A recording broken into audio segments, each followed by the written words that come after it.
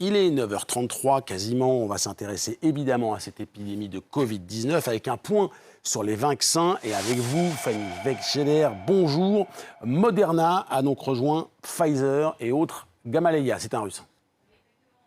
De biotech américaine Moderna a donc publié des résultats intermédiaires plutôt optimistes en termes d'efficacité. Selon l'OMS, il rejoint la liste des 48 candidats vaccins qui sont actuellement au stade de l'essai clinique sur l'homme dans le monde entier. 11 d'entre eux en sont au stade le plus élevé, le stade 3 de ces tests. On mesure l'efficacité de ces vaccins sur l'homme à grande échelle.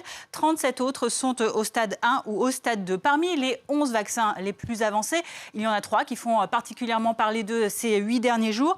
Du plus récent au plus ancien, Moderna, donc, cette société biotech américaine, qui revendique une efficacité de près de 95% de son vaccin candidat. Le Sputnik V, développé par l'Institut de recherche russe Gamaleya, lui, avançait quelques jours auparavant une efficacité de 92% de son vaccin. Ou encore celui de l'alliance germano-américaine BioNTech Pfizer, qui revendiquait 90% d'efficacité quelques jours auparavant encore. Et également au stade 3, il y a des vaccins de plusieurs laboratoires chinois ou encore un projet développé en Europe. Mais attention, on le rappelle, ce sont des tests préliminaires, intermédiaires, sur la base de communiqués de presse et pas encore de publications scientifiques. Fanny, quand ces vaccins seront-ils disponibles et où seront-ils disponibles ?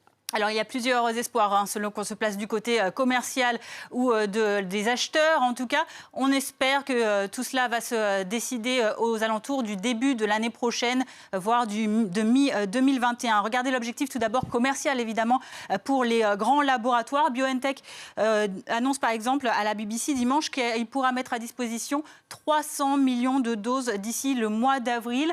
Moderna annonce entre 500 millions à 1 milliard de doses en 2021, une fabrication déjà de 20 premiers millions d'ici à fin décembre cette année. Les intentions d'achat maintenant dans le monde, regardez, les États-Unis espèrent une distribution pour toute la population américaine, selon en tout cas le gouvernement de Donald Trump, d'ici avril. Et puis en Europe, des responsables espèrent une distribution début janvier. Dans le détail, la Commission européenne en Europe a annoncé lundi la signature d'un nouveau contrat, un 5e et bientôt d'un 6e. Exemple de ces contrats signés, tout d'abord avec donc l'américain Moderna, 80 millions de doses, jusqu'à 300 millions de doses avec le groupe germano-américain BioNTech Pfizer et puis 225 millions de doses avec CureVac. Il y a aussi des signatures avec AstraZeneca, Johnson & Johnson ou encore Sanofi GSK. Mais dans tous les cas, l'Union européenne jusqu'ici a évoqué début 2021 pour la disponibilité des premières doses. Merci beaucoup Fanny pour l'ensemble de ces explications.